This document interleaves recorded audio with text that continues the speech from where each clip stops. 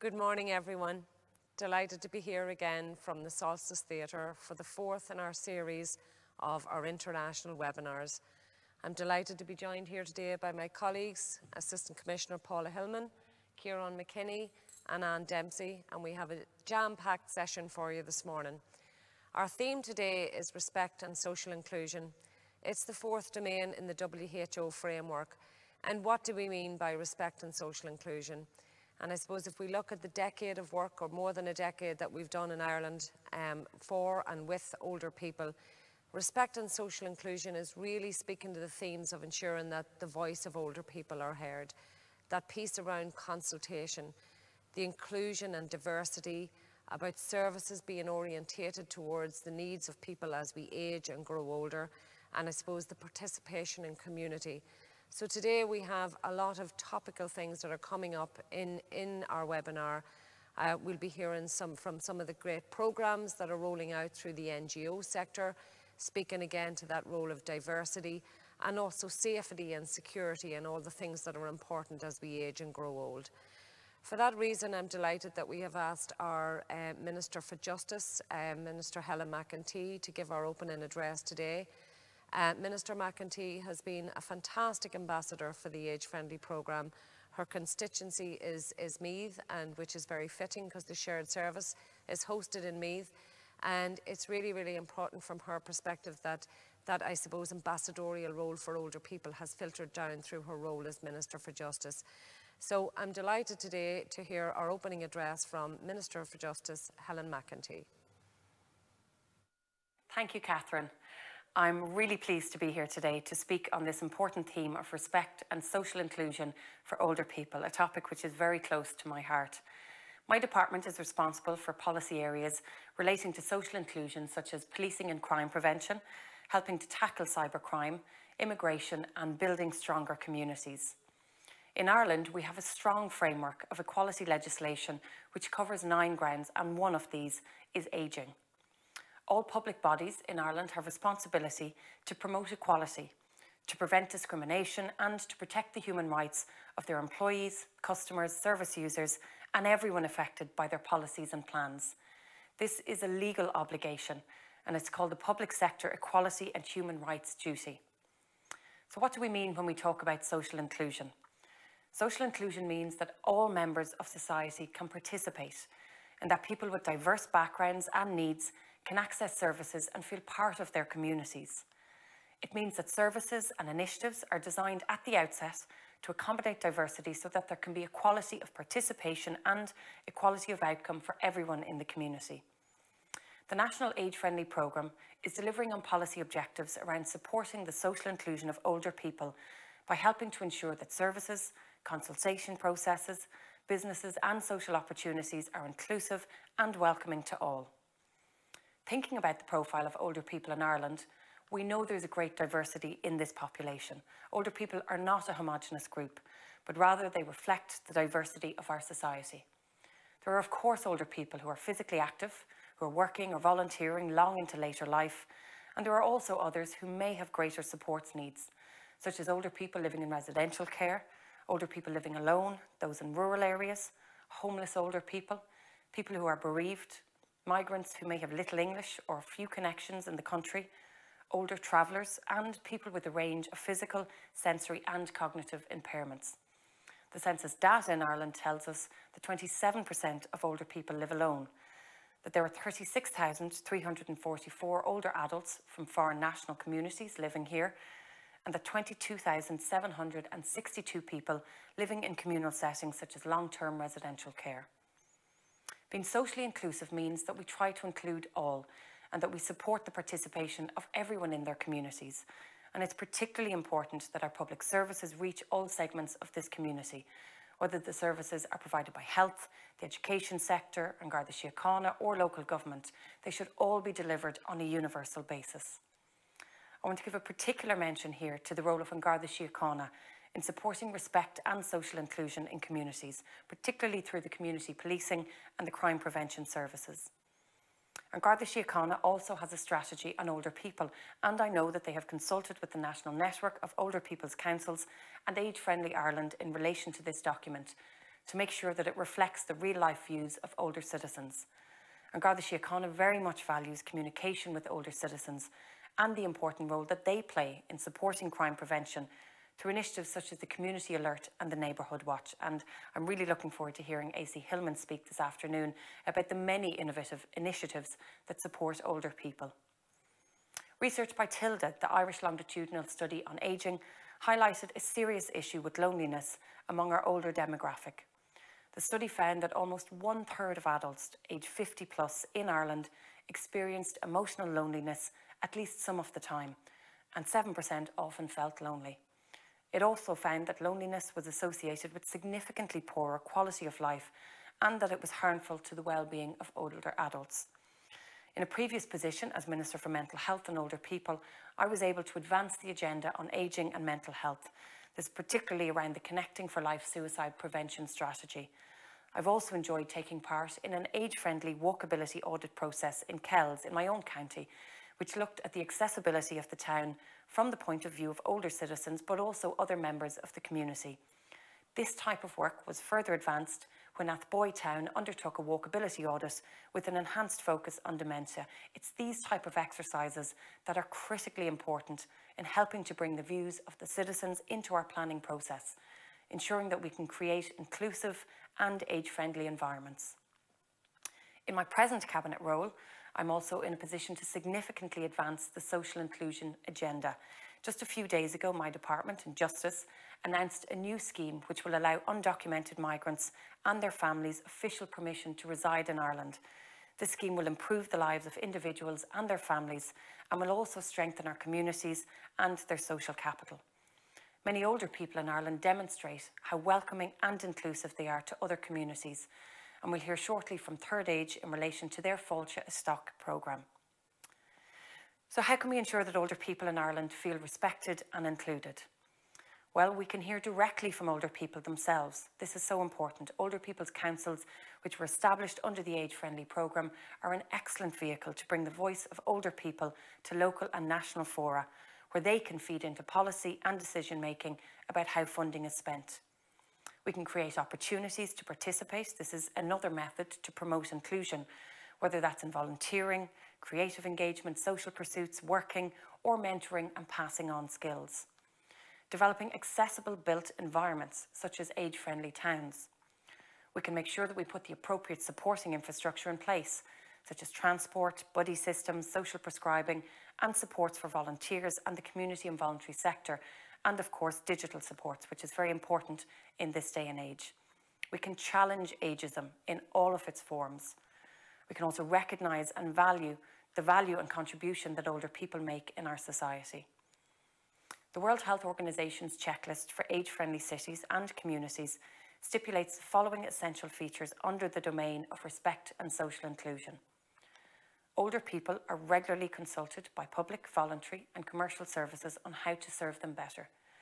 Services and products to suit varying needs and preferences are provided by public and commercial services. Service staff are courteous and helpful, it goes without saying. Older people are visible in the media and that they're depicted positively and without stereotyping. The community-wide settings, activities and events attract all generations by accommodating age-specific needs and preferences. Older people are specifically included in community activities for families. Connected with that schools provide opportunities to learn about ageing and older people, and they involve older people in school activities. That older people are recognised by the community for their past as well as their present contributions. That older people who are less well off have good access to public, voluntary and private services. We can all use this checklist to assess just how well Ireland performs under the domain of respect and social inclusion. One of the barriers to respect and social inclusion is ageism, which unfortunately is still very prevalent in our society. Ageism is a prejudicial, inaccurate view of older people that associates them with being less capable or more vulnerable than others in society. Internationally, the United Nations and the World Health Organization take a very serious view of ageism. And in 2020, to coincide with the Decade of Healthy Ageing, the UN launched a global toolkit on ageism. This toolkit takes you through the process of identifying ageism and being able to challenge it in all of its forms. To conclude, in seeking to develop age-friendly communities, our ambition in government is not only to focus on the physical infrastructural need for age-friendly environments, but to work towards a culture of inclusion where all members of society can participate on an equal basis and receive the same respect and value on their contribution. The more older people are visible and active in their communities, the more this helps to dispel stereotypes. The Greater Manchester Age Friendly Programme once ran a campaign called Valuable, Not Vulnerable. In Ireland, we have used the language of bounty, not burden, when referring to population ageing.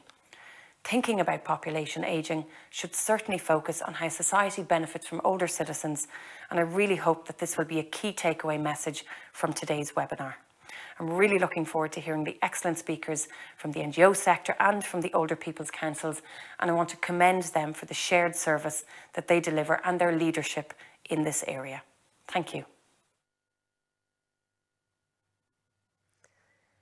That's a very powerful speech from Minister McEntee.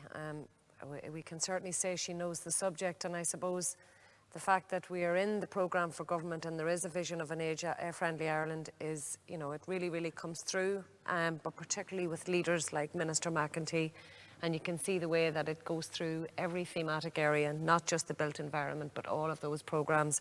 And we're absolutely thrilled and delighted to have such a great minister, particularly in our own constituency. So thank you, Minister McEntee, from all of us here and from all the representative organisations, but most importantly from the older people of Ireland, who you've been a great ambassador for. Just want to welcome, I suppose, it always takes us a little while to get online and see how many are joining us, so we have a plethora of guests today, a great international delegation, and also from Ireland, and some of our groups, the Southside Travellers and independent people with disabilities, are coming in and tweeting and saying hello to us. So just that reminds me to get everybody to put their questions through on Slido. Don't forget, we'll be doing our Q&A session at the end, so that's where you need to be coming through with your questions. So next, I'm really delighted to invite my colleague and friend, Assistant Commissioner Paula Hillman. I'm going to actually read a little bit about her biography because it's quite extensive, and we're delighted to have Paula here today. Paula has 34 years of policing experience, formerly with the PSNI in Northern Ireland, and then joining Garda Síochána in 2020. Assistant Commissioner for Roads, Policing and Community Engagement, and has responsibility for the National Roads Policing Bureau, the National Youth Diversion Bureau, the National Community Engagement Bureau, Public Order and Major Events. Paula was previously a Detectives Chief Superintendent and was in charge of the PSNI's Public Protection Branch. And also Paula was Chair of the Strategic Management Board, which oversees public protection arrangements for Northern Ireland. I think a great milestone in your career, Paula, was that you were the first elected female president of the Superintendents Association of Northern Ireland. And I suppose from our perspective, Paula has been a key collaborator and represents AGS, which has been one of the 4 front-runner organisations to work with us. From a safety perspective, it's really important that older people feel safe, and we have a great legacy of partnership working with AGS, and never so much in the last 2 years working with yourself, Paula, so we're really delighted to have you today. So we're just going to hear from Assistant Commissioner Paula Hillman. As Assistant Commissioner for Roads Policing and Community Engagement, I'm delighted to represent Garda Síochána at this Age Friendly Ireland webinar.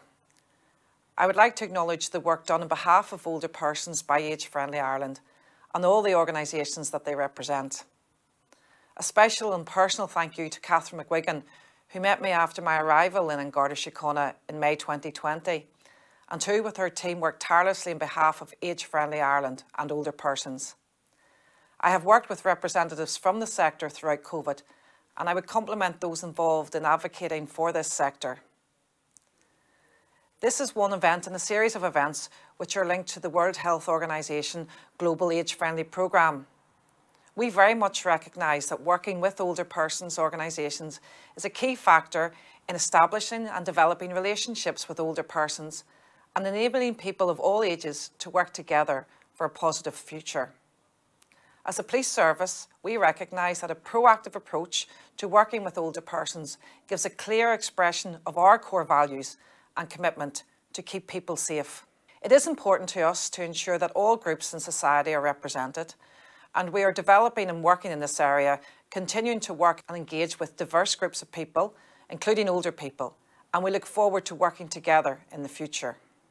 The most recent census figures showed us that the number of people aged over 65 increased by 19% from 2011 to just under 638,000 in 2016. This represents 13% of the total population. There are a number of important areas where we interact with older persons, and one of these is our An Garda Síochána Older Person Strategy. This strategy has been in place for some time, and work is ongoing to ensure that we update that and bring it right up into the 2020s and what we are seeing and what we're hearing from you and what we need to do to improve our service for older people. We will listen to what you tell us, and during the consultation phase, we will seek your views, the views of communities that we police, and take account of those external stakeholders, community groups, advocacy groups, and examine local county age-friendly strategies. In developing and updating the new Older Person Strategy, we will also take into account the recommendations made in the Commission on the Future of Policing in Ireland report.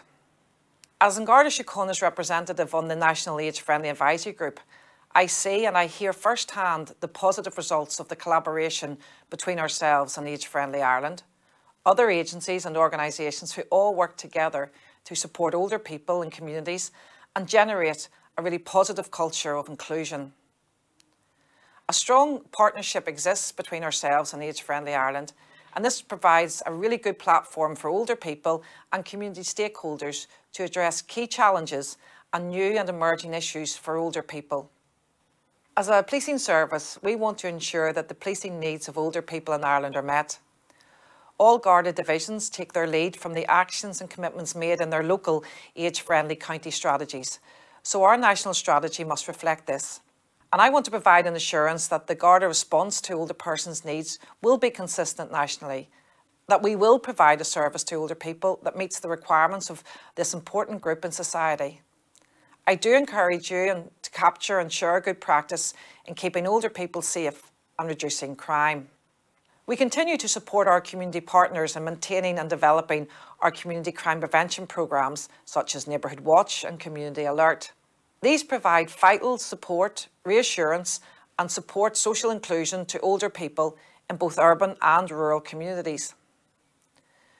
Local age-friendly strategies apply the 8 themes based on the World Health Organization's recommended structure of age-friendly cities and counties. However, best practice experienced by An Garda Síochána in partnership with local authorities has demonstrated the need for an additional theme of safety and security for older people to be included, so clear goals and actions can be set at both national and divisional level. Community policing is the provision of a policing service to the whole community, both urban and rural, through a partnership-based, proactive, problem-solving style of policing. It is focused on community engagement, crime prevention and law enforcement, which addresses crime and policing quality of life issues affecting local communities. The new framework for community policing in Ireland encompasses all of these features and has been designed and developed and is currently being rolled out. It will provide a consistent structure to ensure effective national delivery of a policing service for the future. The Commission for the Future of Policing in Ireland report in 2018 outlined that policing and national security are not the responsibility of the police alone. This is reflected in the framework for community policing, which focuses on the need to work with communities and partners to work together to keep people safe. The framework provides a divisional structure for community policing teams and puts community engagement at the heart of our organisation.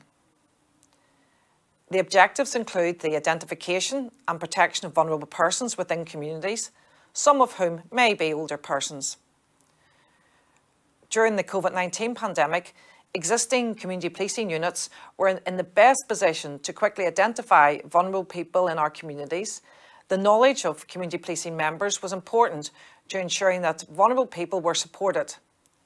The Older Persons Register and crime prevention programmes were used effectively to support the response to the pandemic.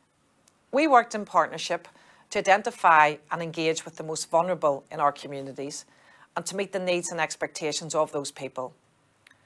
Some of the work that we undertook to assist older persons were the delivery of groceries and prescriptions. We carried out welfare checks on members of the public and transported them to and from doctor's appointments and vital hospital appointments. We assisted older persons and the vulnerable with a range of tasks from household maintenance to dog walking. For example, the Community Policing Unit in Leixlip in County Kildare arranged for a vehicle to be specially adapted to ensure there was a sterile passenger space. This was then used to transport older persons to essential appointments, which was especially important in the early stages of the pandemic, as many agencies were under lots of pressure, coping and reacting and understanding what the demands of COVID-19 would be on us. Older persons are less often the victims of crime than many of their younger neighbours.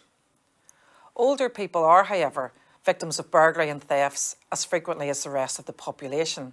But we recognise that at different times in our lives, we can feel vulnerable to crime. And that is especially relevant to older people. Hopefully the programmes and engagement that is ongoing will ensure that people feel supported at all times.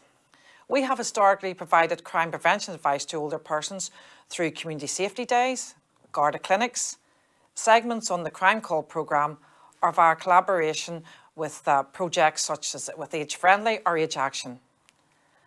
A myriad of crime prevention advice is available to the public on our website, and Divisional Crime Prevention Officers are available to meet groups. Here locally in Meath, we have Sergeant Dean Kearns. In 2022, a number of crime prevention initiatives are being extended that will continue to cater to older persons, all of which are in line with our recently published Crime Prevention and Reduction Strategy. This month, an information session in collaboration with Age Action has been arranged, which will see experts from the Garda National Economic Bureau, that's who deal with fraud, and the Garda National Cybercrime Bureau, providing training to Age Action volunteers in the areas of financial scams and cybercrime issues. We are currently developing the Crime Prevention Ambassadors Programme, which is based in Longford, and this is in collaboration with Intergenerational and Age Friendly Ireland, looking at the possibility of the scheme being rolled out nationally. Our Garda Community Relations Bureau promote 2 Garda Supporting Safer Communities campaigns each year in May and September. The main focus of the crime prevention campaigns is burglary prevention and reduction. Previously, the campaign has been launched at the Ploughing Championships by our Commissioner. Crime prevention advice aimed at rural communities is widely disseminated at this event, and through local and national media platforms, hopefully events will run to plan again as we continue to move out of COVID. There are 4 crime prevention days of action each year, and burglary prevention has been a focus of at least one of these days each year for the last number of years. Our Community Gardaí utilise a number of crime prevention programmes to encourage active participation with the public. Along with our partners, Intergenerational, we have established over 1,400 community alert groups in rural Ireland and over 2,000 neighbourhood watch schemes. The principal aim of Community Alert is to prevent crime and assist vulnerable people in rural Ireland. Garda community clinics are small public Garda facilities that provide basic Garda services within communities. They augment district and sub-district Garda stations. They give easier access to people who may be limited in distance they can travel to reach a Garda station. Community clinics are run by one of several Garda members delivering a community policing service. They are usually operated in community centres, local halls, education buildings and the like. Clinics can operate as a standalone initiative or as part of a multi-agency partnership with other state and NGO or agencies. The function of the Garda community clinics is dependent on local need. They support various community engagement and crime prevention initiatives, and they may also have a specific focus depending on what is happening in that area. They are accessible to the public and are generally open at regular intervals at set times to service local demand and the needs of local communities. As many of you are aware, the Crime Call programme is a regular monthly programme broadcast on RTE1. The programme has an average audience of 350,000 viewers, and it is one of our largest interfaces with the public, and we very much welcome talking about crime prevention on that show monthly. To promote crime prevention advice, our Community Engagement Bureau has crime prevention information leaflets and information graphics on a variety of topics, including home security, and are available on the crime prevention page of the Garda website to download. These information sheets are also available in several different languages, and a link can be circulated for people to access them. Garda Crime Prevention through Environmental Design, CPTED, is an approach to environmental design which deters criminal behaviour. My team are working with planners and local authorities to ensure that the physical design of areas supports a reduction in antisocial behaviour and crime. Plans targeted at meeting older persons' needs are important, and this is evident in other areas of work, including roads policing. Unfortunately, last year we saw a number of older persons killed in road traffic collisions on our roads. As a result of this, our roads policing team are working with Age Friendly Ireland and the Road Safety Authority to develop new initiatives which will provide safety advice to older persons and older drivers using our roads.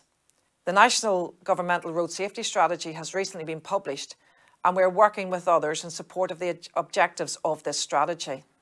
As I finish today, I want to reassure you that we in Garda Síochána are committed to working in partnership with Age Friendly and others to ensure the best policing services are provided to older people right across Ireland.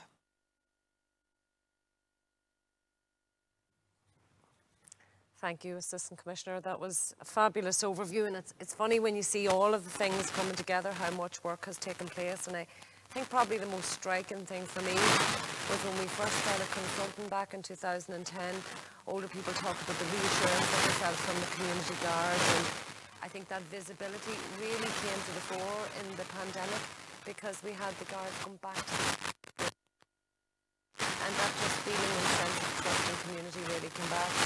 I want to thank Garda Síochána for all that.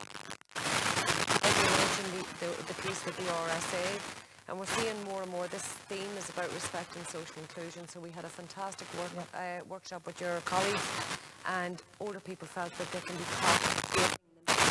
And I think that's the really, really key message that we want to get out today. So thank you, Paula, and we'll have a good engagement on the question and answer session.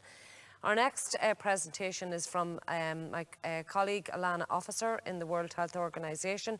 And as you know, particularly for our international delegates, we're doing this series of webinars with the WHO and ensuring that we're getting all the participation from all the countries who want to share the learnings from what we've experienced and also reciprocate those learnings that we can hear back. Alana joined the department, she joined the WHO back in 2006, but joined the Department of Ageing and Life course in July 2014. And she has been leading on the development of the World Report on Ageing and Health, which was published in October 2015, and supporting the development of the Global Strategy and Action Plan on Ageing and Health. In January of 2020, Alana became the head of a new unit in the WHO on demographic change and healthy ageing. In this role, Alana coordinates the Secretariat for the United Nations Decade of Healthy Ageing, which is a global collaboration to improve the lives of older people. And it's something that we've been really working very, very closely with Alana on. We have an affiliate team that we meet with regularly with up to 25 countries. My colleague Anne Rizzo, the Regional Programme Manager in the West, takes the thematic lead on international relations. And I suppose from that perspective, we've seen the merit in these webinars where we could actually share those learnings. But it's really, really important that we're learning from other countries to make sure that we're reciprocating that and that we can understand where we can improve what we're doing and where we can learn from those. So delighted to welcome Alana for making this contribution today. Thank you, Alana.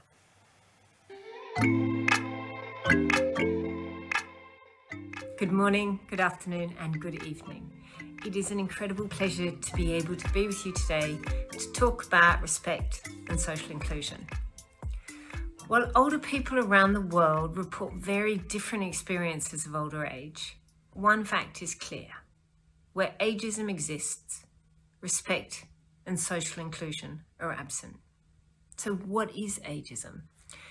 Ageism is the stereotypes, how we think, prejudice, how we feel, and discrimination, how we act towards others, but also towards ourselves on the basis of age. We are not born ageist, but it starts early and is reinforced over time. Children as young as 4 years are aware of their culture's age stereotypes and prejudice through the stories we read, the media they watch, and our own family cultures. These stereotypes are internalized, and then they're used to guide our feelings and behaviors towards people of different ages and to ourselves. And ageism takes on many forms. Perhaps each of you here today have experienced one or more of these. You may have been ridiculed or made fun of because of your age. You may have been denied access to healthcare because of your age. You may have been denied jobs or other opportunities because of your age. Last year, the UN released the first ever global report on ageism. The report found that in fact ageism is everywhere. 1 in 2 people, or half of the world's population, have moderate or high ageist attitudes against older people, with rates much higher in lower middle income countries. You're more likely to experience ageism if you're older, if you're in need of care, or you live in a country with much lower healthy life expectancy, or you happen to work in certain sectors such as high-tech or hospitality. You may ask, is ageism that harmful? Well, ageism is harmful and it is costly. It is associated with much earlier death, poorer physical and mental health, including the onset of depression, social isolation and loneliness, taking more risks with our health, such as eating an unhealthy diet, drinking excessively or smoking, and a poor quality of life. But ageism doesn't only affect us as individuals. It devalues or limits our ability to benefit from what younger and older populations can contribute, and it erodes the solidarity between our generations. Ageism, because it limits respect and social inclusion, it also has serious economic consequences for individuals and society and can cost our societies billions.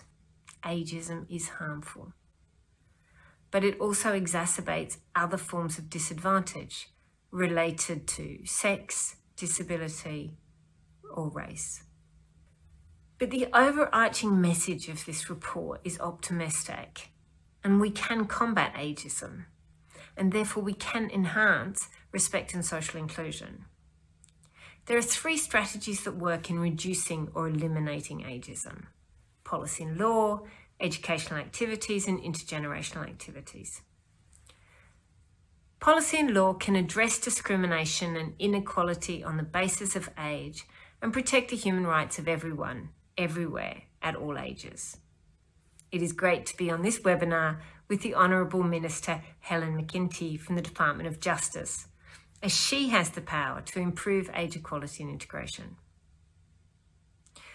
Let's look briefly at the other 2 interventions because of the potential for action at community and county level.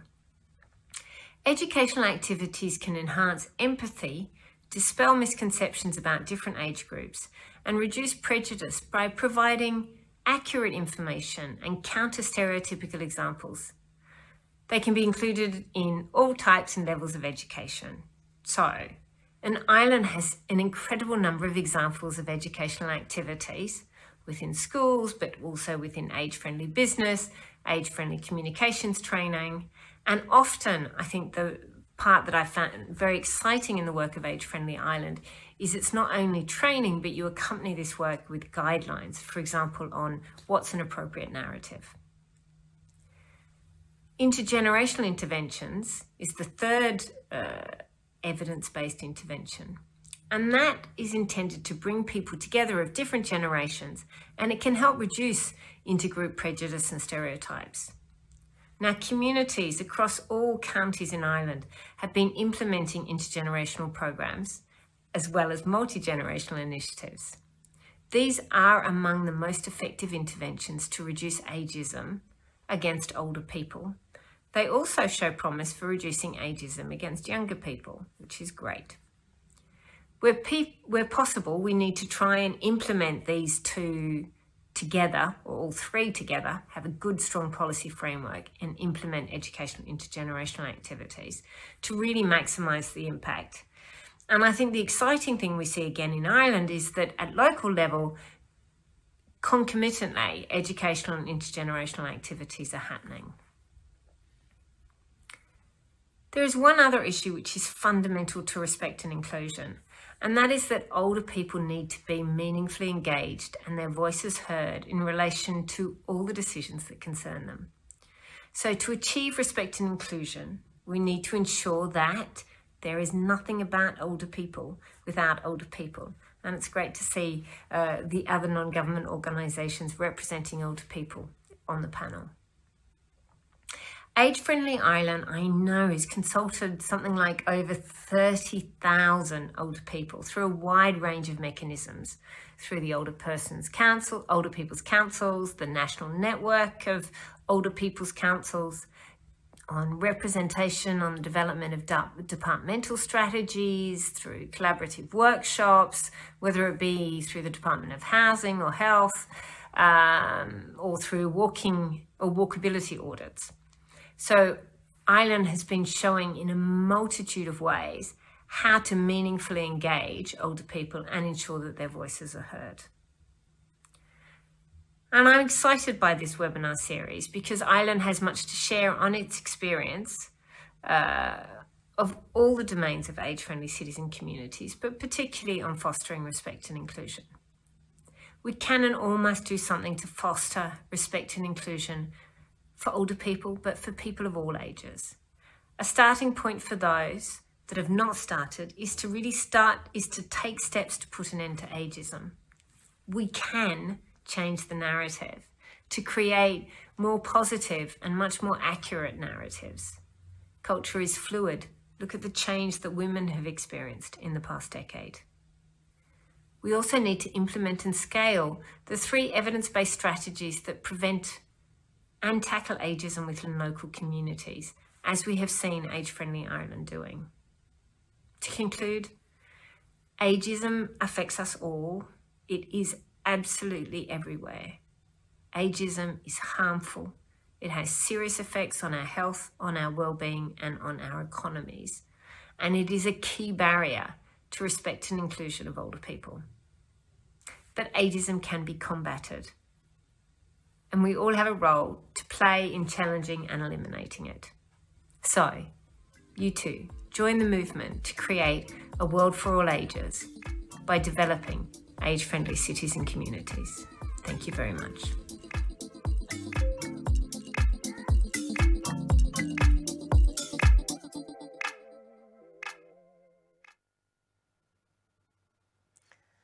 Thank you, Alana, and a strong voice and always an advocate. And I suppose the World Health Organization are our Bible in terms of what we do. And as Alana referenced, we have consulted with over 30,000 older people through various means and consultation and workshops and roundtable. And I think our next speaker is really reflecting that ethos, because when we started developing older people's councils in 2010, we wanted to make sure that they were diverse. And as Minister McEntee said, not just an homogenous group of participative people. And Kieran, I know yourself and Anne will be speaking to that later on. But oftentimes we felt back then that the voice that was really missing was those people who were living in long-term care and residential care. And I remember very early on, back in 2010, we were doing a consultation in one particular county, and a group of residents came to the consultation, and one lady told me, she asked me, did we want her to answer the questions for a person that was living in society as opposed to what her needs were. And I remember being very, very saddened, but also very struck by it. And I suppose I think that she felt very disconnected and we needed to do something. So I hope in some ways over the last 12 years that by including the voice of people who are living in long-term care and that more opportunities are arising for older people to engage and maybe only go into residential care, which is very, very necessary when it's needed, but only when it's timely. And I think that's a really, really important message in terms of where we are in housing. So therefore, Tom Gray, our colleague from Trinity House Research Centre in Trinity College Dublin, is going to give us an overview now of some really, really important work that he's doing in terms of long-term residential care from both, I suppose, the care pathway perspective, infection control, but the built environment, which is really, really important. And Tom has a degree in architecture from DIT and a master's in architecture sustainability of the built environment from the University of Auckland in New Zealand. 10 years of in practice working on projects across Ireland, the UK, Europe, the USA and New Zealand. Tom joined Trinity House Research Centre in TCD as a research fellow in 2009, and since then he has undertaken a variety of urban design and building design research projects examining how people-centred design can support human performance, health, well-being and social participation. And much of this work, as Tom says, focuses on age-friendly and specifically dementia-inclusive communities across hospitals, long-term care settings, housing and the built environment as well. And it's underpinned by universal design and participatory design in the co-creation process. And I think that's really important because this piece of work that Tom is doing very much feeds into the housing options policy, where we're looking at the continuum of care and recognising that residential care can be and is a part of that long-term life course where you move on. Traditionally in this country, we might have went from home to residential care, and now we're looking at all these different opportunities in housing and supported housing that are arising. So this piece of work is critical, and I know Tom was a leader in making sure that the voice of the older person was included in this. So a very exciting presentation and delighted to hear what's progressing on this. Welcome, Tom.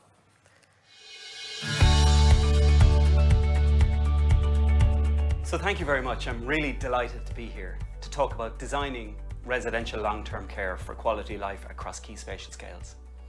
Of course, this is in the context of the WHO age-friendly programme and the domains, but in particular respect and social inclusion, which is really critical for the design of long-term care or nursing homes or residential care, or as they're known by lots of different names.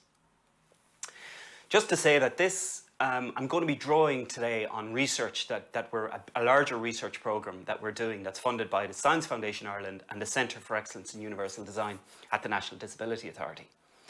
And this is looking at the built environment, quality of life, infection control, resilience from a universal design approach. Of course, today we're here talking about respect and social inclusion as one of the domains of the WHO age-friendly programme. But when designing and thinking about long-term residential care, of course, we should think about all of the domains. And if you consider that we want to make residents who live in long-term care a meaningful part of the community, then we need to consider all the things: outdoor spaces and buildings, transportation, housing, social participation, civic participation, and so on. So all 8 domains are really critical to good, inclusive, long-term residential care design. At the very beginning of our research programme, as a group, we decided that quality of life should really underpin everything we do. Of course, you saw about when we looked at the programme, the research programme, that we are also looking at infection control and resilience and so on, but we wanted quality of life to be really critical. Now, unfortunately, many existing models of long-term care have a negative impact on older people and don't always adequately support quality of life. So this is an issue that we really need to deal with. And COVID has certainly been an example where people have been cut off from their community, been isolated and so on. So when we consider quality of life, this is a very complex and ever-changing set of concepts. And we really wanted to look at the literature, have engagement with our stakeholders, talk to people in long-term care, engage with experts in the field. And we drew on 3 kind of key areas or key concepts.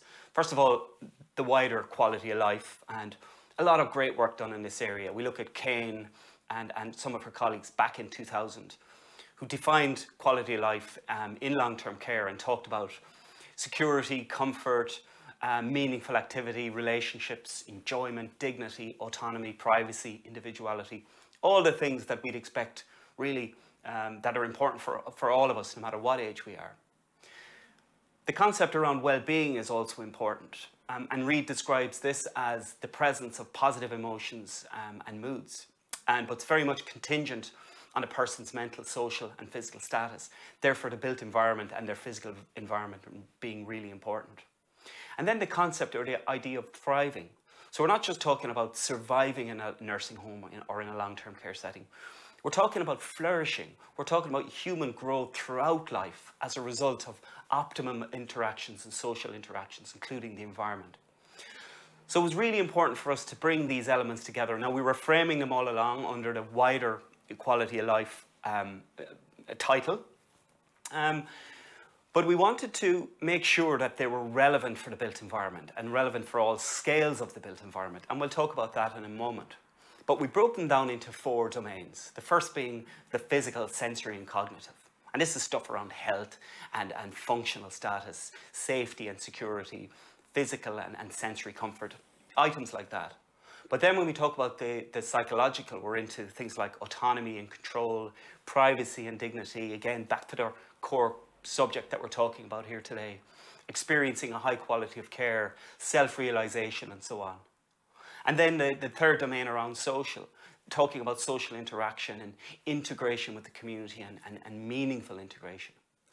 And then the last, which to be fair was an ignored domain within a lot of quality of life issues, particularly around design. And this is the idea of a sense of home or a sense of place. And as an issue that's become really important over the last couple of years, it's contact with nature and a realization, you know, that we have an inherent need to be in contact with nature and natural rhythms. So these 4 sets of domains were underpinning our research and are still continuing to underpin everything we do.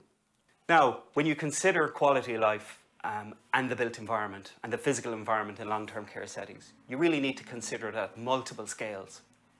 And again, research shows us that we often concentrate on very isolated parts of the built environment. We work very hard to make sure that a long-term care setting has a really nice kind of living room or family room, or the bedrooms are quite nice, or that there's a really nice garden. But of course, we all experience and live our lives at multiple scales. And if we want to talk about, again, meaningful engagement with the community, then we have to start out at a wider scale and start working our way back in.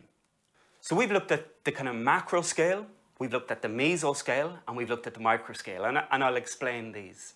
The micro scale is the wider, the city or the town, and that's where does the residential care setting sit? Where is it located? How does it interact with the wider community and the wider issues around transportation and connection and links to services?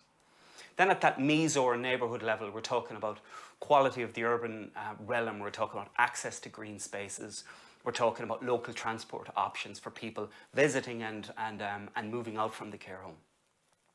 And then we're talking about the micro scale, and that's down to the site and the building, and working our way down to physical components and detail elements within the setting. So this is taking a very holistic and integrated approach. And our research is really showing that it's necessary to build in quality of life across these spatial scales.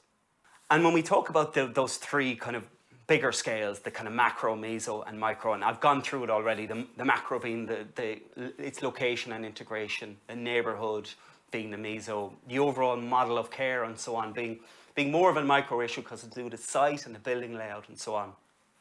And then we're into looking at key spaces such as living rooms, family rooms, bedrooms, kitchens, outdoor spaces and so on. And then working our way down to components, technology, the environment. And that's how we experience our environment. We do not experience our environment in isolated ways. We get up, we move through the environment, we move through public streets, we might enter a park, we enter a building, we go through rooms, we circulate in a very particular way that means that our experiences of the built environment are far more on a spectrum than we tend to give that attention to. So if we start looking at that location and integration, What might that mean in terms of designing for dignity and social inclusion in the context of long-term care? Well, we know that proximity to a person's home community is really important. And this is a difficult issue, and this is a major planning issue that we all encounter when we start considering long-term care. But if you retain a sense of home and a familiarity and a connectedness by placing nursing homes or long-term care within a person's community or close to the heart of the community, staying close to family, neighbours and friends in terms of both outward and inward visiting is really important. Again, that is contingent on the location of a nursing home. Or keeping in contact with local and familiar and favourite places. Again, something that you can really only achieve if the care home is embedded in the community. Research also shows us that this sense of connectedness is critical for resilience.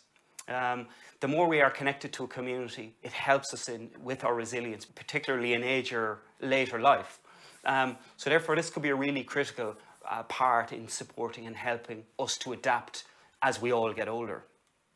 When we talk about the meso level or the community and public realm, we know that many of the overall neighbourhood issues that support quality of life in terms of public transport, access, amenities, size and access to green spaces, a lot of the issues that are important to all domains and that are very important to an age-friendly cities approach. These are really critical for long-term care settings also. And a well-designed public realm with safe, accessible and attractive pedestrian space linked to walkability and has improved social outcomes for older people and therefore will have improved outcomes for people living in long-term care. And then again, integration with communities as promoted by such models as the greenhouse or household models really depends on a good quality neighbourhood that you're actually connecting into. Looking at the site design, we're talking about a positive community interface with a welcoming, permeable boundary. We're talking about good physical connection to the community that can provide a sense of familiarity and a sense of orientation. Consider COVID and when people had to quarantine, and that if people were isolated in a community, then if the setting was very much removed from the community, then they were really cut off. There was no opportunities to look out a window onto the street, to stand on a balcony, to stand on a terrace. These are the kind of interfaces and direct interaction with the community that we really need to consider. Because remember, it can be done safely outside in the fresh air. And so, really critical issue in terms of that, using good site design to promote social inclusion and integration. High quality outdoor spaces we know are really important for all of us, but particularly as we age in terms of outdoor exercise, getting fresh air, sunlight, access to nature and so on. And COVID, of course, has really shown the power and importance and role of outdoor spaces. Due to lower infection risk in outdoor spaces, they became really important for all of us in terms of social interaction and visiting and so on. So we really need to consider these. These are not just important social inclusion and quality of life issues in terms of nursing home design, but in fact they are good infection control measures. And as we move along and start looking at the kind of overall models of care, and again, this is a kind of a site design and a building design issue. We know that smaller scale settings or settings that are broken down into distinct units, such as household models or the greenhouse model, provide a more home-like and a higher quality of life. We also know now that from good research that these settings have had an improved in terms of infection rate. So these are a clear example of the convergence between designing for quality life and designing for resilience into the long run. So we see here a theoretical example of a greenhouse model drawn on a couple of examples we've looked at. And we see a smaller amount of residents. This example shows 10, so that obviously limits footfall and movement and so on. So that's good for quality life, but it's also good for infection control. We see bedrooms with their own en-suites. We see direct access to good, open social space with kitchens and very home-like environment, good access to outdoor space, and then good integration between that outdoor space or balconies and terraces and the wider world outside. For multi-storey buildings, this has become an issue, and we see particularly from COVID, people on upper floors of buildings having quite a difficult time in terms of window visits or that direct access. So for instance, people on the ground floor, if they had a window or a door to a small terrace, that made a huge difference. So in long-term care, in terms of designing for quality of life, we really need to consider how we operate multi-storey buildings. So on all floors, we need people to have meaningful access to outdoor space. We can start using roof terraces, we can start using balconies, we can do lots of things. Lots of our modern buildings do that. There is no reason why we shouldn't go multi-storey, but we need to make sure that we're providing good quality access to outdoor space on all those floors. We're talking about, you know, shared living, kitchen and dining areas that have been a very successful part of the greenhouse model. And the photograph there shows this kind of intimate, very home-like setting where a small group of people can come together and cook and, you know, dine together and have direct access to outdoor space. This far more home-like environment. And again, improving quality of life, improving interaction and between people and visitors. Bedrooms are a really critical part of a long-term care setting, and you know, it's really important to provide a choice of spacious single rooms that have good, accessible ensuite bathrooms, ideally with some kind of access, direct access to outdoor space. If it's on a ground floor, that can be a terrace. On upper floors, it can be a balcony or a roof terrace or similar. We're talking about the really careful design to connect the person in the bedroom to the outside. So large windows with low windowsills that people can see out directly, even if they're sitting in a wheelchair or lying on a bed, that that good access to outdoor space, even if it's just visual. Finally, then we start drilling way down, right? We're getting really into the kind of detail of buildings now, the building elements of components. And we want to make sure that our finishes and materials and fittings and so on strike a really good balance between being homely, but also being accessible, and thinking about infection control. In terms of our internal environment and air quality, we now realise that ventilation is really critical and very much an ignored issue in terms of nursing home design. But we want to make sure that we have comfortable and balanced room temperatures, but that we've healthy and comfortable environment via natural and artificial ventilation. And then we see that ICT and tech and other forms of technology have been really critical to maintain communication for people with their families and so on. Now, this can be built into our design, you know, in terms of providing the right level of infrastructure in a building or good connectivity through Wi-Fi. And this will support, obviously, communication devices and communication technology, but also therapeutic technology. There are great opportunities here. So we've taken a bit of a whistle-stop tour, I think, through these spatial scales to take us from the very wide community and the location and placement of a nursing home within a city or town or village, working our way down through the neighbourhood and the public realm to the site, the building, the layout, family rooms, bedrooms, working our way down to components and materials. But it's only by taking this really integrated and holistic approach that we achieve a seamless quality of life that is really meaningful and supports dignity and inclusion for older people living in long-term care. So a couple of takeaway points here. We really want to emphasise that high quality design of the built environment across all spatial scales is critical to the quality of life of all residents. There is an urgent need to examine the traditional design models and provide alternative and holistic models that respond to all of these spatial scales. But importantly, there is a convergence between design for quality of life and design for resilience. And we really need to look at this and carefully take it on board so that we can improve settings, not just for residents, but also for staff, for family members, for visitors, and the wider community. So thank you very much for your time.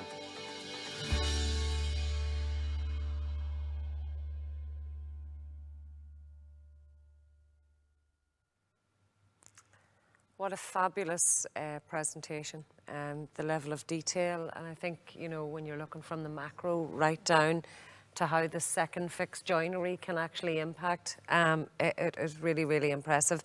And Tom was very disappointed that he actually couldn't be here today, because I could imagine there'll be a flurry of questions. But I know that they are launching the research report on the 11th of March. I know I'm looking forward to joining and being able to ask those interactive questions, and that'll be very, very interesting. I think that it's really made us, we have to rethink. And I know Minister Humphreys only last week launched the Town Centre First plan. I think that's really going to be important in terms of those smaller, more household model that can be integrated into the community. I remember in consultation with older people's spouses telling me that maybe they want to visit their spouse 7 days a week and only went 6 because the bus would only go out, particularly if it was a residential care home, you know, built 3 miles outside town on a greenfield site. So the idea that they will come back into the community as part of the town it's really, really a novel idea, and I look forward to seeing that progressing. So, and it would be fantastic if that's going to be our vision for the future. So thank you to Tom. So our next speaker, I suppose we were hoping to have Anya Brady, the CEO of Third Age. Third Age has been almost 35 years in existence, a national organisation which has been providing many essential services, 2 of which are the senior line, the national helpline, and Fáilte Isteach. We have our colleague Anne Dempsey from Third Age here today on the panel because very sadly, and just to offer our condolences, sadly Anya's mummy Bridie passed away at the weekend and she couldn't be here today. So she sends her apologies, and we send our love and condolences to Anya and the Kitt family. And we're delighted, Anne, that you're going to be here today on the panel. So we'll hear the presentation from Anya now and take questions afterwards. Welcome, Anya. I'm very pleased to be with you today to talk about Third Age, and particularly our 2 national programmes, Senior Line and Fáilte Isteach. I imagine some of you are already familiar with our work, as we have a very good working relationship with Age Friendly Ireland, and indeed with many other organisations in our sector. You could say that respect for older people and promoting their social inclusion in society is part of the DNA of our organisation. Third Age celebrates the contribution that older people make as parents, as grandparents, friends, neighbours, mentors, volunteers and voters. All our programmes work to promote the civic engagement of older people, and our national headquarters in Summerhill, County Meath, host a weekly programme of activities and services for members within a wide catchment area. Third Age volunteers challenge the stereotype that all older people are frail and vulnerable. For the past 2 years, our long-term volunteers have worked from home and kept our services going. I would like to speak briefly about 2 national programmes, Senior Line and Fáilte Isteach. Senior Line began over 20 years ago and is Ireland's national confidential listening service for older people. Our free phone, 1800 80 45 91, is open every day of the year from 10 a.m. until 10 p.m. This cost-effective service is provided by 180 trained volunteers. We have had over 18,000 calls last year, and while the service has always been appreciated, its value has been particularly recognised since the advent of COVID-19, when so many of our older people were confined to home and depended on us for friendship, contact, information and support. Senior Line provided 8,760 listening hours in 2021. Loneliness is a traditional reason for calling us. Many callers are widowed, single or live alone. Loneliness due to loss of family, friends and former active lives was a major reason in recent years. People phone also because they feel depressed, anxious or are worried about their physical or mental health. Senior Helpline, Eileen speaking. Good afternoon. Hello Eileen, hello.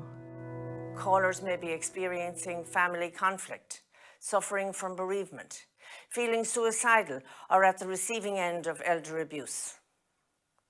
As older people themselves, our volunteers are well placed to listen and understand the needs of our callers. We have a particular protocol to respond to serious issues such as suicide ideation or elder abuse.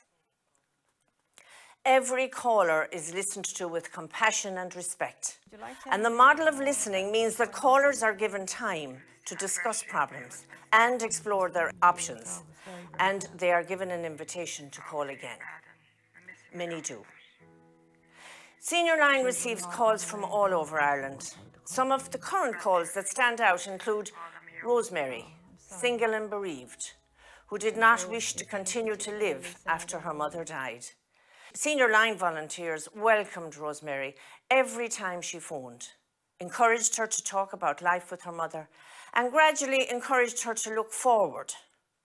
Rosemary is now in a more positive place and continues to phone us for support. John, a psychiatric patient who is extremely lonely. It means a lot that we greet him by name and always want to know how he is. Maria, in her late 80s, who has chronic physical pain and phones us in the evening to say goodnight. Neville, who is single with a health condition, also lives alone and has a keen interest in current affairs. Neville really enjoys a good political discussion, even an argument, and says we do him a power of good. These are just a fraction of the people who tell us about their lives and who draw comfort from knowing that we are there. Volunteers may also refer callers to a wide network of other helpful organisations. Senior Line advocates for older people in Ireland, and our database has provided significant data on their lived experience during the pandemic. Our volunteers complete a 3-hour rota every week or indeed every few weeks. They tell us frequently that it means a lot to them to be involved and how they gain in feeling that they are helping others and doing something worthwhile. So it's a win-win. External evaluations of Senior Line have consistently confirmed its relevance and effectiveness, as well as its quality. Within the last few years, it has achieved the Invest in Volunteer Quality Mark, awarded by Volunteer Ireland. Senior Line receives core funding from the HSE in recognition of our role as a primary healthcare service, helping to keep older people living independent lives at home for as long as possible. Fáilte Isteach is our second national programme. It is an Irish term meaning welcome in. Established in 2006, Fáilte Isteach is a community education programme supporting the integration of migrants in Ireland. It does this through conversational English language tuition and other citizen supports. Today, Fáilte Isteach has over 4,000 students and 140 branches in all 26 counties. Fáilte Isteach trains and supports over 1,000 older volunteer tutors. Groups are managed by local coordinators, and the project works in close collaboration with other community service. This community-led, linked approach allows each Fáilte Isteach group to adapt to evolving community needs. Our ethos is centred around learner and volunteer empowerment, encouraging all involved to become active citizens, engaged fully with their communities. We support inclusion through learning, promoting integration across Ireland's vibrant and diverse population. Fáilte Isteach embraces a relaxed learning environment. Volunteers are encouraged to welcome participants and identify needs through conversation with a focus on fluency and building confidence. Flexible classes allow our volunteers to support participants in their immediate language requirements, while offering a warm welcome. The project is dynamic, allowing space for informal discussion and real connection. Meet Noreen, an online volunteer tutor with Fáilte Isteach in Cork. Noreen is part of Cork voluntary group BRIJ, Building Relationships in Justice. Following training as tutors with Fáilte Isteach in September 2020, the group began to deliver English language classes to 20 asylum seekers living in Cork direct provision centres.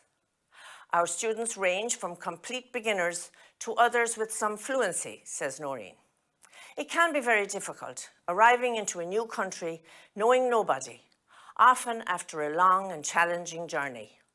Then arriving at a centre with little or no English. It can be a very disorientating, isolating, traumatic experience, she said. Being able to speak English is essential. It is like breathing air. It is important for connection, integration, employment, and to live a fuller life in Ireland. Language proficiency is a bridge. It is essential. As a volunteer, Noreen has witnessed many positive stories where asylum seekers are contributing actively within their local communities through employment and volunteering. It has been great for BRIJ to link with Fáilte Isteach. It has given us solid training, resources and new skills to connect virtually with asylum seekers, especially during the pandemic. Our Fáilte Isteach volunteers often act as mentors for learners, creating a support network that welcomes migrants by sharing skills and knowledge. Classes are social, fun, and not only a space to improve language, but also a great way to meet new people. Classes are always free and accessible. We aim to remove any barriers, such as form filling or fees, that may exist for new learners. We work with all levels of English, from elementary students at the beginning of their journey to more advanced students embarking on a new profession or further education. Our classes welcome everyone while supporting the more vulnerable and disadvantaged members of our communities. Every year we supply and deliver over 2,000 textbooks to groups and offer an online tutor library with a dedicated student materials section. These resources include themes of healthcare, culture, education, employment and civic engagement, as well as practical information on living in Ireland. Over the past 2 years, Fáilte Isteach has pivoted to a blended learning approach of both online and in-person classes. Adapting to the challenges of the pandemic has ensured the project continues to support those most in need through accessible digital platforms and when it has been safe to do so, through face-to-face classes. Luciwe arrived in Ireland from Zimbabwe in 2017. Ever since, the 37-year-old has lived in Lisdoonvarna Direct Provision Centre, County Clare. I came to Ireland because I needed to be safe, she explains, but settling in wasn't easy.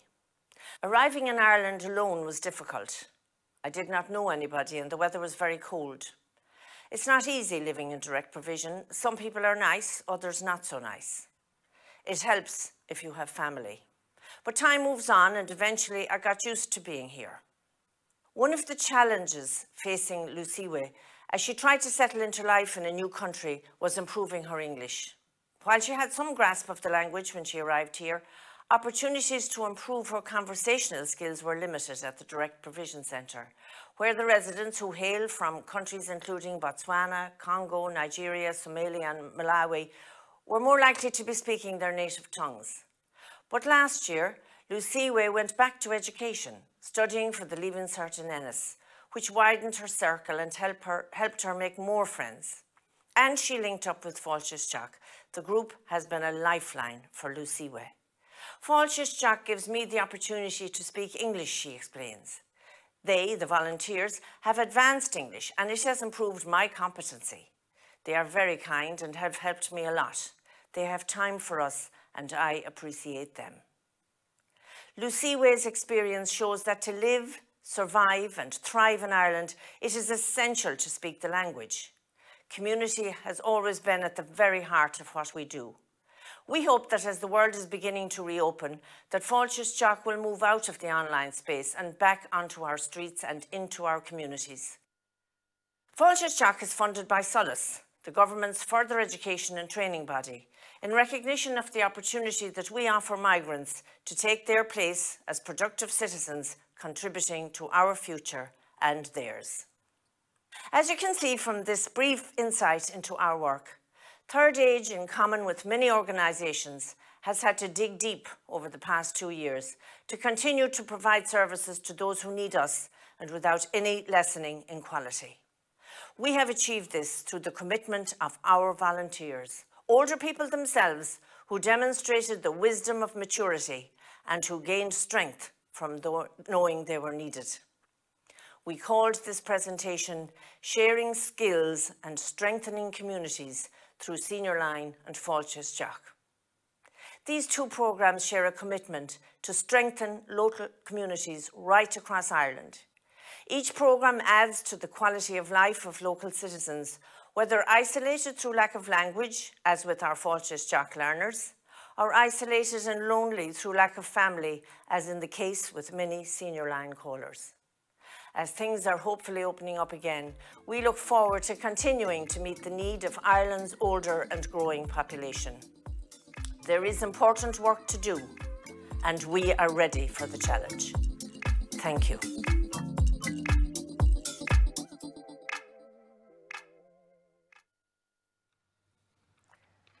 Thank you, Anya. Again, another very, very inspiring presentation. You know, I'm aware, Anne, of all the work that Third Age have done, but when you really focus in on Senior Line and the importance of the role, particularly in the pandemic, for people who might have been, and I think because the older people were asked, you know, to really, I know the word is cocoon, and we don't like that word because, and a lot of people have told me that, but I think services like that became so essential at that time. And I just want to thank Third Age and Anya on behalf of everybody that service was provided to. And we look forward to the Q&A where we can thrash that out a little bit more. So another fantastic NGO that Age Friendly Ireland work with is Age and Opportunity. A fantastic organisation who have provided a range of training and facilitation and consultation, and we've worked very, very closely with. Very happy to have Kieran here today, a long-time colleague. I know, Kieran, you've been with Age and Opportunity since 2009, and he's written a very humble bio here, and he manages the Engage programme, but his role is so much more diverse than that. In an international context, he's currently the lead on a Europe for Citizens funded programme, Get Engaged, with partners in Bulgaria, the Netherlands and Spain, and he's also a member of the Council of Administration in the Age Platform Europe. Kieran has worked in the charity sector since around 1984, both in Ireland and the UK, and prior to Age and Opportunity, Kieran worked for many years in sexual health services in London and Ireland, and with the Gay and Lesbian Equality Network as Director of Gay HIV Strategies. He is Chair of both Gay Health Network and Vice Chair of Belong. It's a national youth organisation for LGBTI young people in Ireland. And Kieran, we know your background is the degree in social science and a professional diploma in human rights. So a very, very diverse element to your presentation today. So we're absolutely delighted to have you here and fitting for this theme. Welcome, Kieran. Hello, my name is Kieran McKinney. I'm the Engage Programme Manager at Age and Opportunity, and we are delighted to have been invited by Age Friendly Ireland to make a presentation to this webinar. Age and Opportunity is one of the national older people's organisations, and our aim is to inspire people who are 50 plus to lead more dynamic, more involved, more creative lives. Our vision is an Ireland where all older people are more visible, more creative, more active, more connected, more often. And to achieve our vision, we work closely with local organisations and community groups all across the country in 3 programs. So our active programme focuses on physical activity and sports. Our arts programme focuses on creative and cultural activities, and the Engage programme focuses on active citizenship and lifelong learning. And I'm very happy to say that generally in Ireland, I think we've made huge progress in terms of how older people have far more opportunities to be represented in local policy. Older people are more active, and indeed in many communities, older people are the backbone of their communities. So, you know, we've had quite a lot of progress.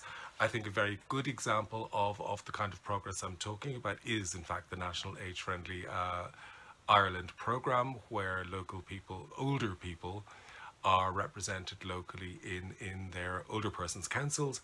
and indeed on age-friendly alliances, and every local authority in Ireland has one. So, is it all good news?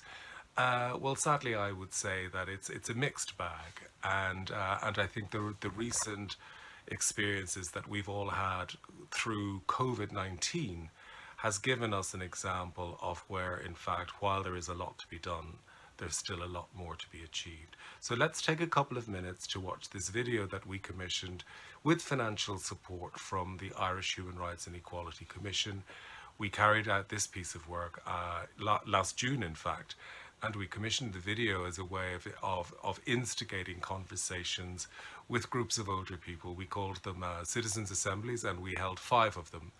They were all online because of COVID, and so this video will give you an idea of what some older people think about what happened recently during the COVID-19 pandemic.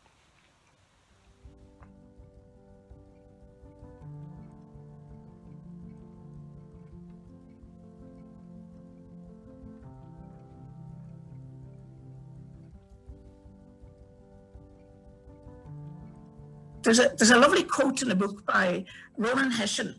It struck him how unreliable age was as a measure of anything.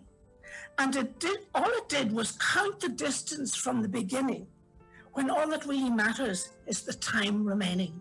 And that is how I felt. It absolutely sums it. I wish I was that bright to come up with that. I don't know if they really sat down and thought about this, about what would happen to people. And also, it's quite middle class when you think about it, because it probably presumes that you have all the resources to be cocooned, to be by yourself, but then that was the other thing. So cocooning meant to me, I hate the word, and from talking to other friends, and I'm queer also, so it also is, and I know for other queer people, lesbian, gay people, the added isolation that they felt, older ones, around this, you know, that's because most of us are single, you know, are not connected with our families in a particular way. So the need to meet friends or to do different things or to be out there is quite important. I suppose the awful thing was the isolation, really, and the loneliness. And there was a lot of fear also. Like I'm 73 years old now, so I was all of a sudden in a little box that said you're over 70 now, so you know you're old now, Kay. You know, get used to it. I was never old really until this lockdown. My son and his wife, they both got the virus. And that left it then that we couldn't go near their house, and they just lived like a mile down the road, so we couldn't go near them then, you see, while they were both in isolation. Then they were in isolation at one time, more or less. So like it makes you feel a kind of, you know, very isolated. Like, I have one great friend, and she lost her husband one day and her brother the next day, and that was just over a year ago, last Sunday. There was no wake, there was no funeral. They were just put in body bags and taken to the crematorium. That was very early on. It's the one thing we do really well here. Like a funeral really kind of like fills you with adrenaline. Like you can go through the thing, and like that's mighty important. Like to take all that aboard, and like you relive that for a long time after. But if you don't have it, like you feel like you were cheated, like it wasn't right. There's always something to do. You can be negative and do nothing and just gawk and complain, or you can say, well, what can I do today? The lockdown for me was a great opportunity. Depends on how you look at things. And just because I'm lucky, you know, I should remember that there are loads of, the vast majority of people are not that lucky. You have to try and be happy no matter what turns up. Change happens every day.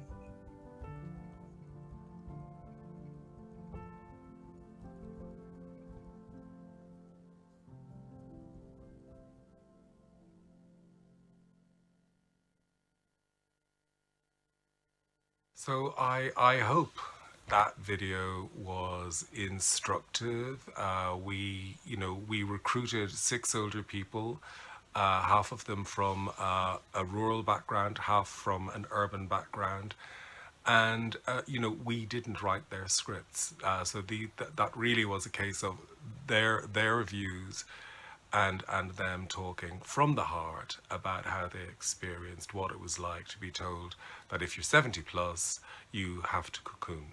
Now, nobody is suggesting that there was any malintent at all. I think government was rightly concerned about the impact of COVID-19, particularly on older people. And there was a desire to both protect older people from, of course, potential infection and indeed possible illness and or death, and also to protect the population as a whole.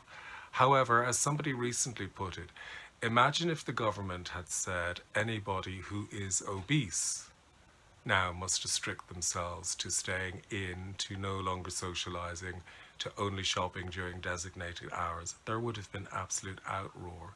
And yet we know that people who are obese were also, significantly at risk of developing serious illness from COVID. So it still feels like that age and ageism are quite predominant in Ireland still. Now there is a phrase for this, and it's called benevolent patronage.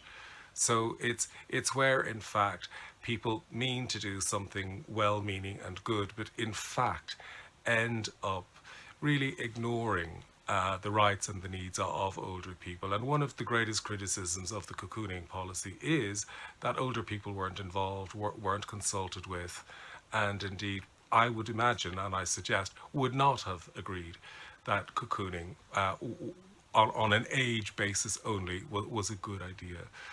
Really, I would say that, if people were to cocoon, it should have been based on health status, and that's irrespective of your age. So that if you had underlying conditions, that you should have been obviously taking more care and limiting your possible infection and limiting your contacts, and thereby limiting the risk of possible infection. But that is irrespective of your age.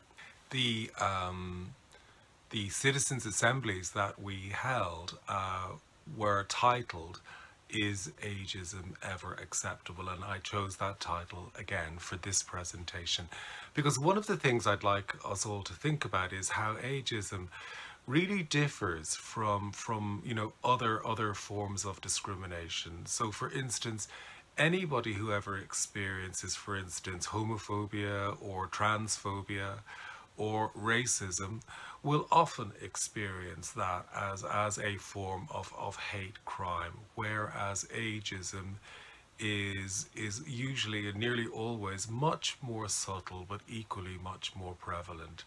And like any of those forms of discrimination, however, the negativity can also be internalized so that we, as older people, can begin to believe some of the negative thoughts that are expressed about being an older person. And the danger of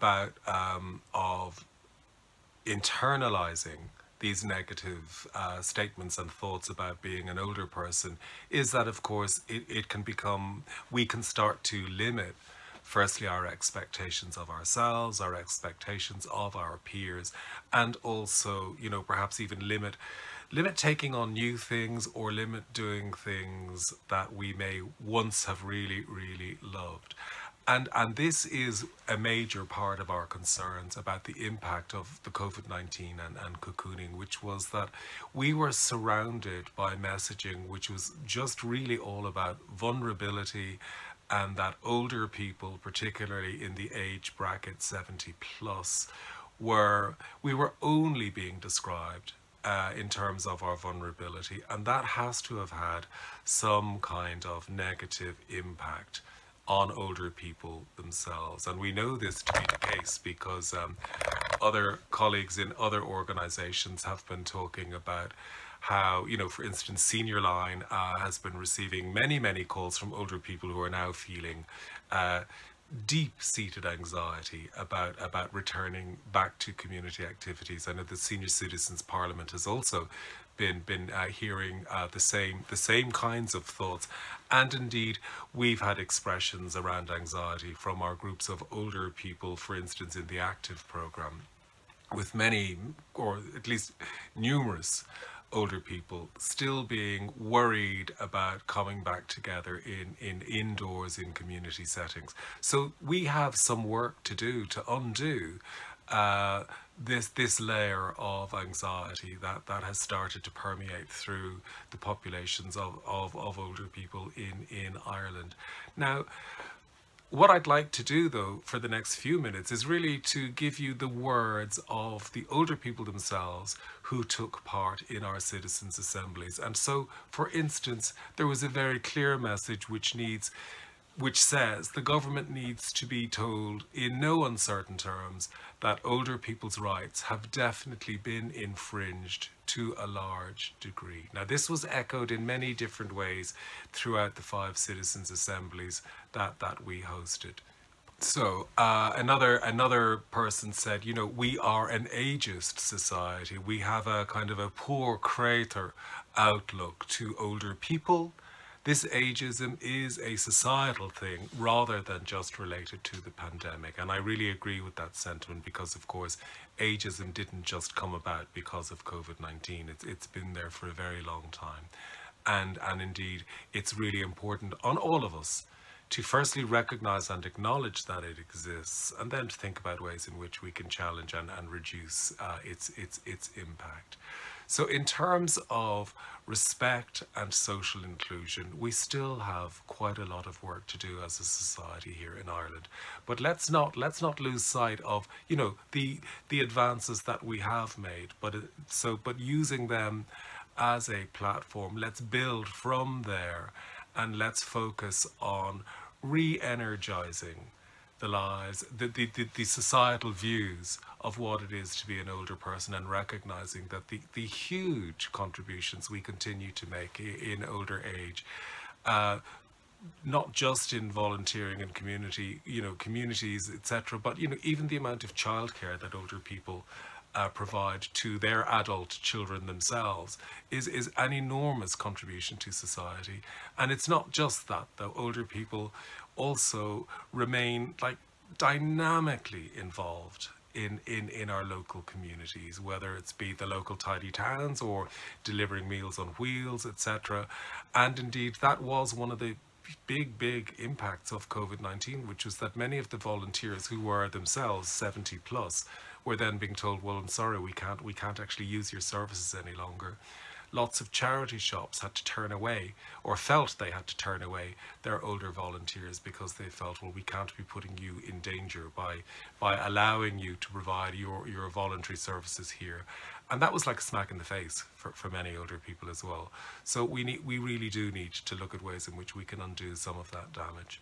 Another phrase that somebody said was, you know, just because you were older, it did not mean that you were vulnerable. And a lot of older people are healthier and fitter than many younger people. And I think that is something it would do us well to remember.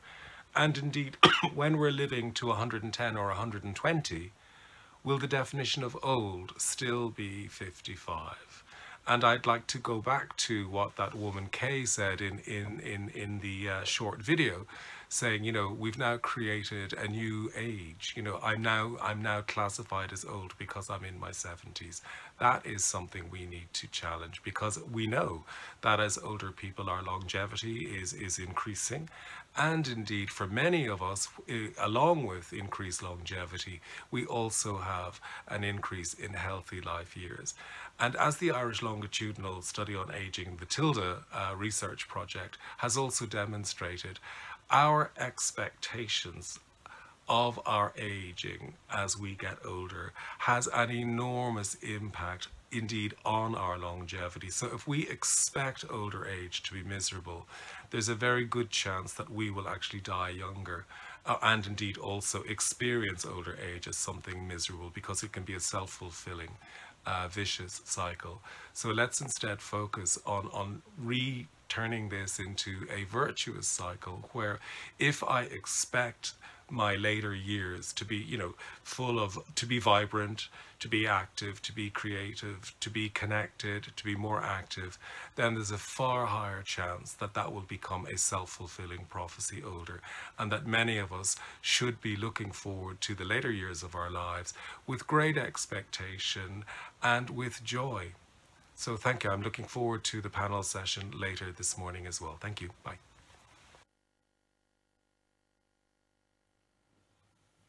Thank you, Kieran. Very insightful and informative, and just, I suppose, a nice gateway now into our Q&A session. We've had loads and loads of questions coming through Slido, and some comments as well. Even Assistant Commissioner, some around planning and how do we get, you know, local authorities and the HSE to build safety into the guidelines, even talking there about the kissing gates at parks and that, where, you know, they might be for safety but they're inaccessible for wheelchairs, and so lots and lots of comments coming in as well as questions. But I'll start with yourself, Assistant Commissioner. One that has come in from in terms of An Garda Síochána, and I know we've seen yesterday the new uniform and things like that. What is An Garda Síochána doing around diversity and inclusion from an organisational point of view and for the wider public? Well, we have current strategies that we're updating. Our Equality, Diversity and Inclusion Strategy, which had ran until 2021. We're now updating that for 2022 going forward. Within our organisation, we are doing the things that you've seen in terms of the uniform. We've updated our uniform policy as well very recently, in terms of having the acceptance of beards, being able to wear turban, hijabs, other pieces of uniform that will ensure that people from minority and ethnic groups will be able to apply, and we encourage that. And we're just starting a recruitment campaign this week. And very much reach out to those from minority and diverse groups to come and join us in An Garda Síochána. But also, and equally, and I was just reflecting when Kieran was speaking as well, and you talked about crime and hate crime. And in terms of our external diversity strategy, we do record crimes, unfortunately, that happen, and where we are motivated by the ageism, as we talked about today. So it's one of our 9 protected characteristics that we do record those crimes. The numbers are small, Catherine, but I think it's back to when I was thinking what Una said earlier about policy and law, on how we can prevent ageism. The fact that we in An Garda Síochána are recording that hopefully shows our commitment to working today. So much of what we've heard about really relevant, so much I will take away as well, so that we do record those crimes. So within our organisation, to summarise, it's about recruitment to reflect the community we serve, but also then within externally, and the service we provide as well, is ensuring that we're working with partners and very much listening. And I think, you know, recently when we did identify that trend in road traffic collisions, and that was a trend we hadn't seen before, and we very much recognised that actually listening to older people would help us shape what we should do in this area. And we reached out to you and Age Friendly, and Chief Superintendent Michael Hennebury and my roads policing team are working with you in that, and that was really important to us, to listen and help shape what we can do to make community safer and our roads safer. I thought that was really fabulous about the workshop, because when the older people come in, a number of other topics come in, so it wasn't just about designing a message around improving road safety. They got the opportunity to have that engagement, which An Garda Síochána have been very, very open to. But I even seen yesterday, I don't know if you've seen the news, and they were talking about the diversity through the eras, and even when the women came out of the skirts, or what the vanguard there was, and firstly women had to wear the men's trousers, and then An Garda Síochána changed. So it just shows you the cycle of change, and as organisations we're open to that. So thank you for that, Assistant Commissioner. And that, Kieran, it brings me on then to another question, and I suppose it's appropriate in terms of what organisations are doing and just looking at all the different strands to it. But is ageism about older people?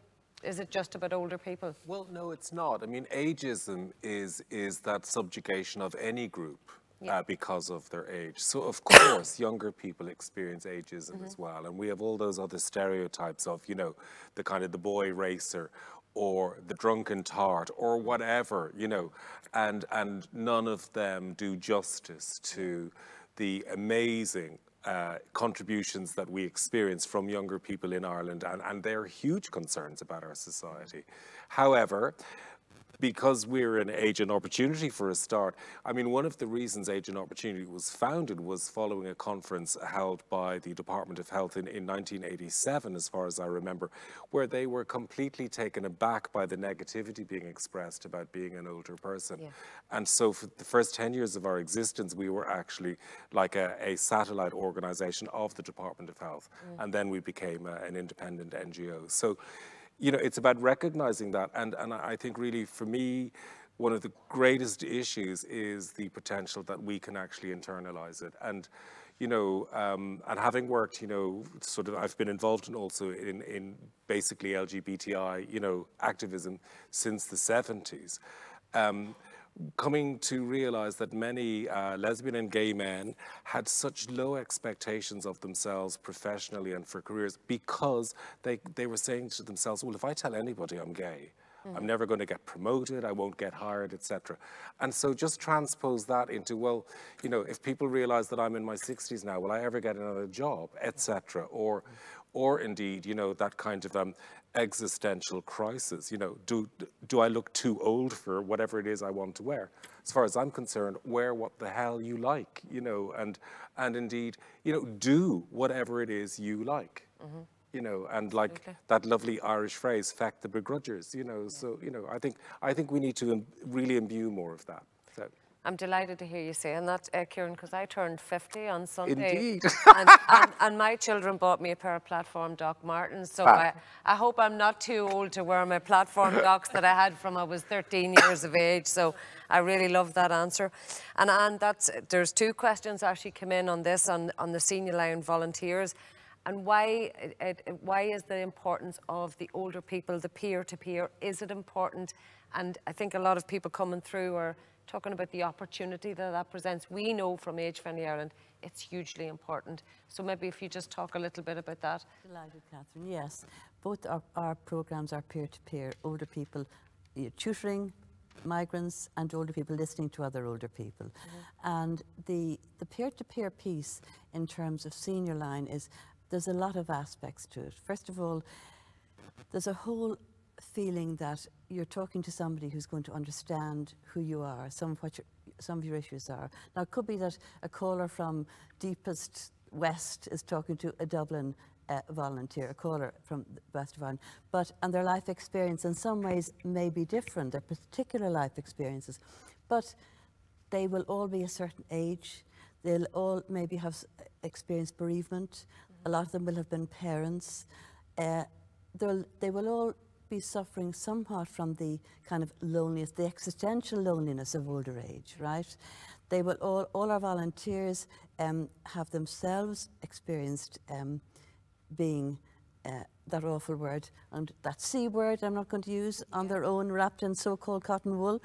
And so there's huge kind of understanding, mutual understanding between our callers and our volunteers. So for Senior Line, the peer-to-peer aspect is huge. And also it's the expectation of the caller who might be, you know, a bit hesitant, who might be a bit shy, might be a bit nervous, and they know they're going to talk to somebody their own age, so there's going to be some kind of mutual understanding.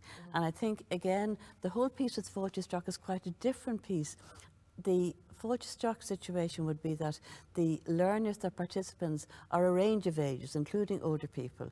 But the kind of lovely thing about, paradoxically, the intergenerational piece, when it's older volunteers with younger people, and if you're a younger person, you know, away from your own home in Moldova or whatever it is, and you have an older kind of caring, kind of, I won't say motherly, that's maybe too much, but there's a whole kind of mentoring, caring, that somebody's looking after you. So there's a whole relationship that can build up in terms of the volunteers in Fáilte also being older and what they can offer from that place. Absolutely. Yeah. And I think we've, even through the Crime Prevention Ambassadors programme, Assistant Commissioner, the peer-to-peer support, because there was a range of ages that participated in it when it ran in Longford. but certainly there was a camaraderie among the older people, and when they were going in with the information, even to say, well, I've been concerned about that too, or, you know, so, and we've seen it in different, I remember, you know, they had different breastfeeding programs, mothers teaching younger mothers, and that there is a real learning, but a double dividend. There's a dividend for the person that's volunteering and a dividend for the person that's benefiting from it. So it's really, really good to be able to capture that. And we'll do a recap later how people can get in touch if they do want to volunteer or get involved with each of your organisations. I think, Paula, that takes us on to one of the other questions that came through. And unfortunately, with, you know, stereotyping older people can be portrayed negatively, but there has been a little bit of media attention about burglaries recently. And just a question came in, Assistant Commissioner, can you give any specific advice on actions that older people can take to prevent crimes, or I suppose society can take to prevent crimes, you know, that are occurring at the minute? So just a question on that. Yeah, certainly it's a really good opportunity, Catherine, and I think back to what we said earlier in terms of not defining anything by a certain age, or once you, the crimes that we're talking about can happen to any of us, yes. Me, you. So the crime prevention advice is applicable to all of us.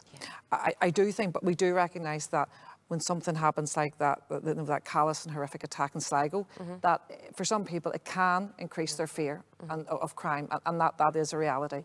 So I think for all of us, it is about being good neighbours, regardless what age we are, looking out for one another. And then there are the things that we've talked about that we would do a lot with our crime prevention advice. And I suppose there are three key areas, which is your home security and the physical security of having chain in the door and things like that. There's the other bit about, you know, having an awareness of what the tactics that callers can use, distraction, you know, burglars that come in with, there's been an emergency, can I have a glass of water, I fell, you come in with a very authentic story, or else to take someone's attention to the door and go in the back door. So if you do go to the door, obviously check if you have a chain, you know, check who the caller is before you open the door, but also check your back door is locked. And just the final area as well, and again, this advice, and I'm sure, like me, I have had multiple messages as well, text messages, the online. What we've really seen as well, and the scams. So they can be online, your mobile phone, can be in person and can be by mail, but we have seen, you know, that's one of the outcomes of the pandemic, the online and a lot of the messaging coming through. Some of them very authentic, you know, seem initially, but just do not link, do not click on the links, do not respond to anything that you know that if it's too good to be true, if it sounds too good to be true, it is too good to be true. and always check, you know, any authentic person calling you or communicating with you will not mind you checking. So just be aware, and if you're unsure, reach out, you know. Crime Prevention Ambassadors, your own, what we're doing with Crime Prevention Ambassadors, you know, the work we did with 30 Age just as well, with your volunteers, talk to someone about it, but again, any serious concerns or crime happening immediately, of course, you know, phone ourselves in Garda Síochána 999 or 112. I think that's really important, the level, you know, a little bit of vigilance. Yes. But what's really important that's coming through there is the sense of community. And even when the people in Ballinode in Sligo were being interviewed, they're there for that gentleman and rally support. So I think that's, and I don't know if that's, you know, I think that's maybe across the world, all, you know, communities are like that. It reminds us of the Rosetta story, you know, where the community was so important in terms of your health and well-being. So, Kieran, just I suppose you do a range of programmes in Age and Opportunity. So one question came in, I suppose we'd all have different answers. How do you capture diversity? You know, how do you reach diverse communities? Okay, I think, firstly, I think let's acknowledge that in a really, really wonderful way, Ireland has been changing for the last 20 years with the inward migration of people from other countries, as opposed to, as Fintan O'Toole said in the Irish Times on Saturday, Ireland depended on getting rid of so many of us, you know, in the 60s and indeed in the 80s. So our communities are growing. And like, I get this visceral thrill walking around in my neighbourhood and hearing black kids with Dublin accents, you know, and I just think that that's fantastic. I think those of us working in the older age sector would recognise that there are fewer older people from migrant communities, but let's do our best to make sure that we are at least saying you really are welcome. And like Fáilte Isteach, I think, is an amazing example of that. But I think let's also remember that diversity isn't just about our skin color. So, you know, it can be about our sexual orientation, it can be about our gender identity, but it can also be, we also have our own, you know, our own very specific ethnic grouping in Ireland, the traveller community, who experience aging quite differently. And so, for instance, while most of our programs are available to people who are 50 plus, we would say that anyone from the traveller community in their 30s is more than welcome to take part, because we recognise that there are far fewer older travellers, because longevity in the traveller community is very different than for those of us in the settled community. And also something other that is wonderful that has been happening as well is that older people with both intellectual disabilities, people with intellectual disabilities, people with other disabilities are also living longer. That's right. So these days it's not unusual for somebody with intellectual disability to survive his or her parents, whereas, you know, 20, 30 years ago that was rarely the case. So we have to make sure that we are also able to be inclusive, I think particularly of people with disabilities, and say, you know, and making sure that, you know, we have removed all of any kind of a barrier, so that saying to somebody, well, you're differently able, so look, we have a special arrangement for you, that isn't good enough. It should be the same front door for everybody. Now, of course, some buildings have all kinds of, you know, whatever, but as far as we can, let's make sure that we're providing the same, and I'm deliberately going to say reception, whether that's your physical reception area or the greetings that we give each other, right across the board. So.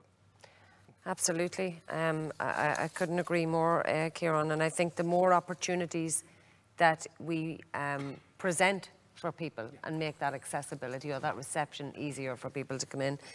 And a very specific one then on Fáilte Isteach and identifying, you know, where migrants are living, so to be able to offer the service and roll out the service. Does it include direct provision centres? Is it only direct provision centres? Just a little bit about the practicalities of how you roll it out. Fáilte Isteach, as we said, is in every community. It's in all of every county in Ireland now, which is fantastic. I think one of its pluses is the fact that it's all over the place. So there's these good little deeds in a naughty world, changing communities from within. And how it happens is that people hear about Fáilte Isteach, and again, it's such a testament to local communities. We will be contacted by somebody, say, look, I heard of what you're doing, and that sounds very interesting. Will you come down and talk to me? And we come down and we make an initial presentation, and a group forms, and we look into whatever kind of funding they need. So the main Fáilte Isteach remit is out in the communities, but due to the current situation with the opening of direct provision centres, we have been trying to get into direct provision for a long time, because that's where there's a different kind of traumatic, you know, people very traumatised. The asylum seekers have had a very perhaps difficult time, which is why the welcome we can give them is so important. So we're in 9 direct provision centres now, and as Anya said in her presentation, we're working with BRIG, the justice group, and we're in touch with a lot of other justice groups. So again, there's such common cause around migration, marginalisation, language, as we say, the passport to everything, citizenship, and we're in that space. Absolutely, and I think again, like that, same as Ciarán, the more opportunities that we're presenting for people to participate, the better. I'm looking at time. I could stay here all day. I think it was one of the most robust and great conversations we've had as part of this series. It's great to have the NGO sector represented in Ireland. We have quite a big NGO sector, I suppose, indicative of the fantastic altruistic spirit we have in Ireland. And we work very closely with all the NGOs representing older people. But I'm really, really pleased that both of you were here today from the organisations. I want to thank Minister McEntee, I think, who gave a wonderful opening address and just shows you how we can integrate age-friendly into every ministerial department that we have. My friend and colleague, Assistant Commissioner Paula, and whilst Paul says just 2 years in on Garda Síochána, I think the diverse range that you have, Paula, it's really, really intrinsic that we continue working as closely as we do, and we're looking forward to that. I would like to thank Alana Officer from the World Health Organization and our colleague Tom Gray for giving their presentation today. Again, as we say, on the 11th of March, that will be a key date for the launch of that research, which will be very interesting. Really good comments coming in around planning and I suppose the rollout of public spaces. And it's funny today, we've went right across the board from where it can be a built environment issue in terms of inclusion, or it can be, you know, much more a societal piece in terms of inclusion. So, as I say, the webinar will be free to view, and you can see it afterwards on our website, on social media.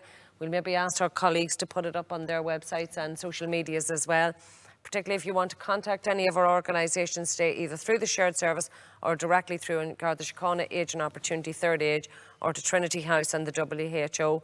And please feel free, if there's any questions after the webinar or you want to get in touch with us, please do so. I want to thank all our international delegates for being here today and all our Irish delegates for being here today, and we look forward to seeing you at the next webinar in March. Many thanks, everyone.